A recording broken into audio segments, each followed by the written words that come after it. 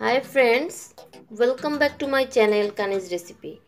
আশা করি সবাই খুব ভালো আছেন। আজও আমি চলে এসেছি একটি মজার রেসিপি আপনাদের সাথে শেয়ার করার জন্য।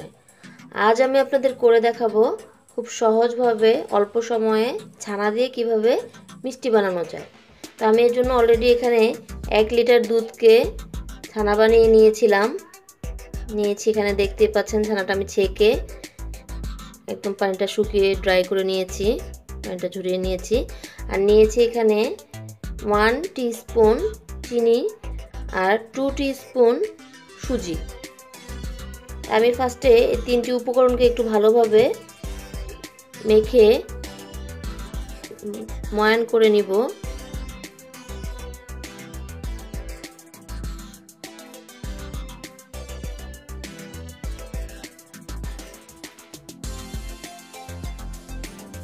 সময় নিয়ে আস্তে আস্তে মাখতে হবে, প্রথমে খুব জোরে চাপ দিয়ে মাখা যাবে না।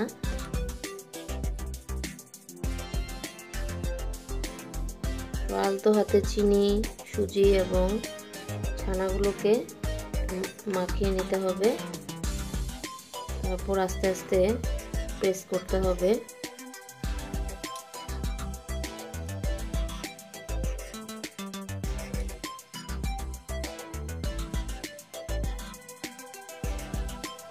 এভাবে আস্তে আস্তে করে 3-4 মিনিট এরকম করতে থাকলে আরো সফট হয়ে যাবে।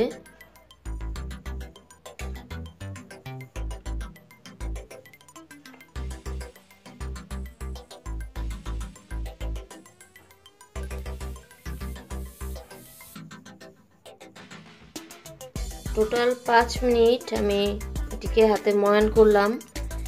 এ পর্যায়ে এটি রেডি হয়েছে মিষ্টি বানানোর জন্য। আপনারা কিভাবে বুঝবেন যে এটি মিষ্টি বানানোর জন্য রেডি?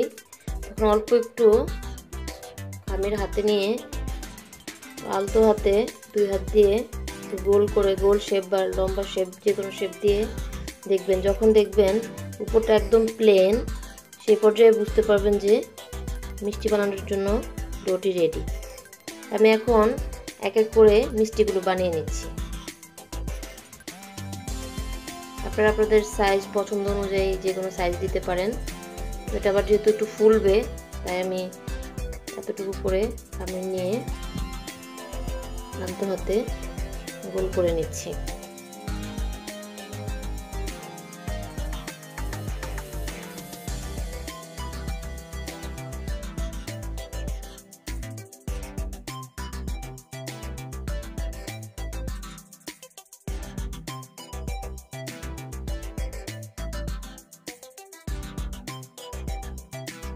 এটি তৈরি হয়ে গেল, একদম কিন্তু স্মুথ।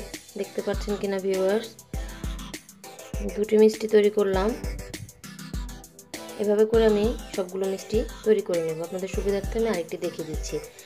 প্রথমে একটু হাত দিয়ে এভাবে চেপে নেবেন, তাহলে ভালো হবে। তারপর আমি এখন 2 হাত দিয়ে করে নিচ্ছি, গোল শেপ দিয়ে নিচ্ছি।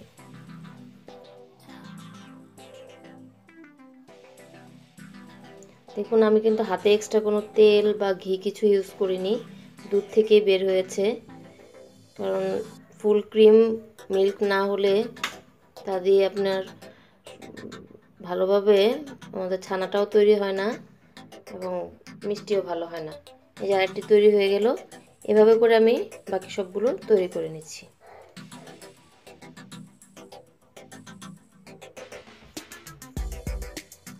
মিষ্টিগুলো আমার বানানো হয়ে গেছে। 1 লিটার দুধ দিয়ে টোটাল আমার 9টি মিষ্টি হলো। এখন আমাকে শিরাটা বানাতে হবে। আমি চলে যাচ্ছি চুলায়। আমি শিরা বানানোর জন্য চলে এসেছি চুলায়। আমি এখনো চুলাটি জ্বালাইনি।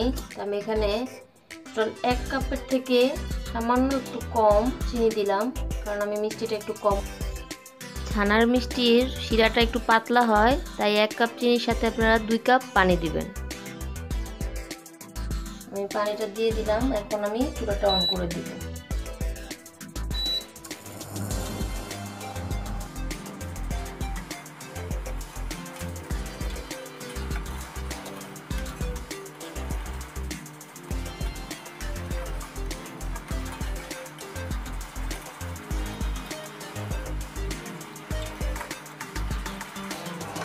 আমি একটু বলক আসা পর্যন্ত, বলক এসে চিনিগুলো গলে যাবে সে পর্যন্ত ওয়েট করব।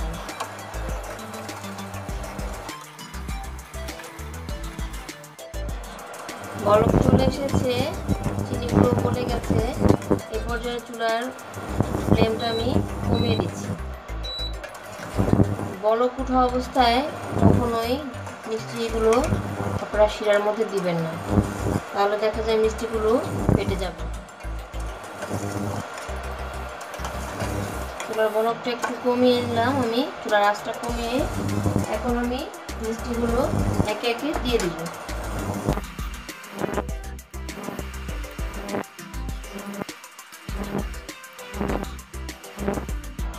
মিষ্টিগুলো দেওয়া হয়ে গেছে। এখন আমি একটু উল্টিয়ে দিচ্ছি যাতে করে সম্পূর্ণ সাইডগুলোতে রসটা ভালোভাবে বা শিরাটা ভালোভাবে ঢুকে।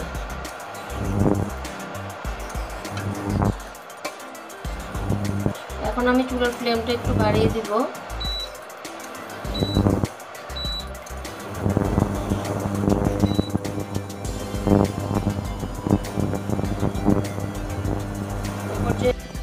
মিষ্টিগুলো ঢেকে দিব 5 মিনিটের জন্য। ফিরে আসছি 5 মিনিট পর।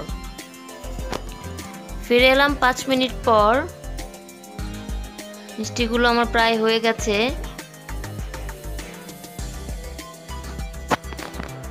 দেখুন মিষ্টিগুলো কিন্তু অলরেডি ফুলে ডাবল হয়ে গেছে, নিশ্চয়ই দেখতে পাচ্ছেন ভিউয়ার্স। এখন এই পর্যায়ে আপনারা চাইলে খেতে পারেন, অথবা সবচেয়ে ভালো হয় যদি আপনি এটিকে এভাবে করে চুলা থেকে নামিয়ে বাইরে নর্মাল টেম্পারেচারে এটি 7 থেকে 8 ঘন্টা রাখেন, তাহলে এটির ভিতরে ভালোভাবে রসটা ঢুকবে এবং পারফেক্ট আপনি ছানার মিষ্টিটা খেতে পারবেন। আমি ফিরে আসছি 8 ঘন্টা পর। ফিরে এলাম 8 ঘন্টা পর। মিষ্টিগুলো দেখুন ফুলে কতটা বড় হয়ে গেছে। আমি এখন এটি একটি সার্ভিং ডিশে নিয়ে নিচ্ছি।